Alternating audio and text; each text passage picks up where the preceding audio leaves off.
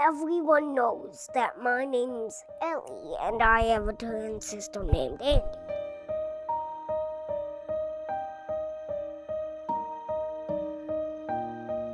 My name's Jami Burns and I'm married to Mike Burns, and we have 3 kids, 2 twin girls that are 5 years old and a little boy that's 2.5. I'm Michael. I'm married to Jami. We have 3 kids. We have Ellie and Andy and Rhett. We weren't trying to have children yet. My husband was still in his last year of school for optometry, and but we weren't trying not to either. And so we had a little surprise, and at about 9 weeks found out that we were having twins. My husband was sent to Atlanta, Georgia for an externship, and they wouldn't let me go because the girls were, I think they call it monodi. They were just a more high-risk twin pregnancy. So we were actually apart for most of my pregnancy. Jami was going for an ultrasound. I really thought nothing of it. She was going for an ultrasound, and then she called me and she told me that we were having twins. Once Mike got back a couple weeks later, we had them really prematurely. They were 23 weeks, 6 days. So we were in Sudbury when the twins came. We were visiting my family, and there were no indications that anything was wrong, but all of a sudden Jami realized that they were coming.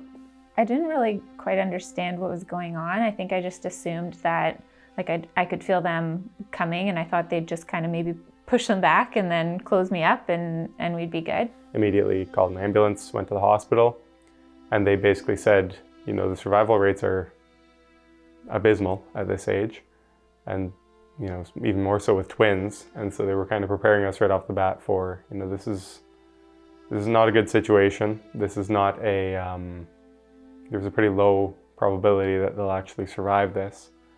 And we're also not in a center where, you know, we maintain these kids, so they're gonna have to go out of town right away if they do survive. We could kind of see fairly quickly that, that they were coming, and it was scary, and a moment where you realize you have no control over the situation, and you just kind of got to let it go and give it to God, and just trust that everything will work out and be okay. After the girls were born, they were flown to Ottawa within a few hours, and we followed suit by car that day. We arrived in Ottawa and were basically bombarded with 1,000 different, you know, syndromes and different conditions and different complications that were arising, which is all standard stuff, but there's just so much of it. They had a whole bunch of issues that were happening, and we were just kind of taking it hour by hour, day by day. We didn't know if they'd survive, and we just were taking every day that we could with them. And Ellie ended up getting a more severe brain bleed pretty early on. I remember them calling us in and showing us scans of her brain and then what a healthy brain looked like. And I just remember her brain looking fuzzy. And they were saying that there wasn't really much hope for her. And but we said that we wanted to still push on, and whoever she was going to be, that's who God decided she was going to be, and placed her in our lives, and we would just take it as it came. I think ultimately, you know, what we want for our kids and what we want for Ellie is the same as any other parent. We want to enable her to do, to live a full life, to live a happy life, and to eventually live independently. She's doing really well cognitively. She's right where she's supposed to be. She's a normal 5-year-old girl, and she just has some motor issues. She's been diagnosed with cerebral palsy. She was diagnosed at 1. Well, my feet have a little trouble walking, and I go to physio and Botox to get that all done.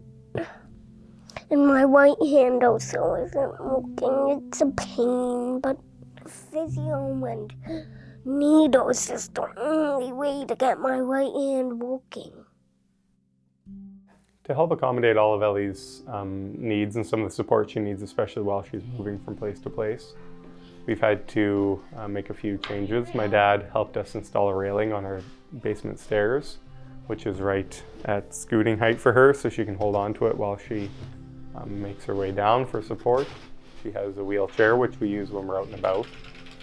She has a walker for support in certain spots that are fairly level, so she can walk around and stretch her own legs.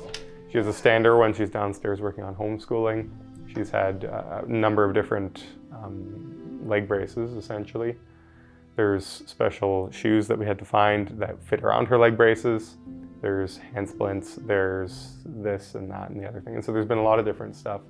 And so certainly the financial burden has been significant, but it's all stuff where you can't very well say no, or you certainly don't want to, because you want to be able to give her everything.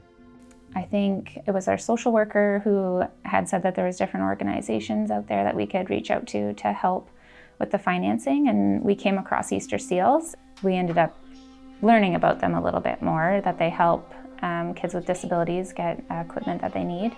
Mike was just saying, I think in this last year we've spent about $7,000 on her equipment alone. So when organizations like Easter Seals can help pay just a little bit, it helps a whole lot when you're having to buy so many different things so that your child can reach their full potential but also not miss out on fun. Having organizations like Easter Seals provide support for things like that just gives you it lets you worry about all the other day-to-day things and not have to worry about whether or not you can actually afford these tools that will provide them with the extra help they need. You already feel like your child's missing out on things, so you want to be able to get as many things as you can for them so that they can experience as much as they can experience. And I would encourage people to help if you're wanting to donate to something.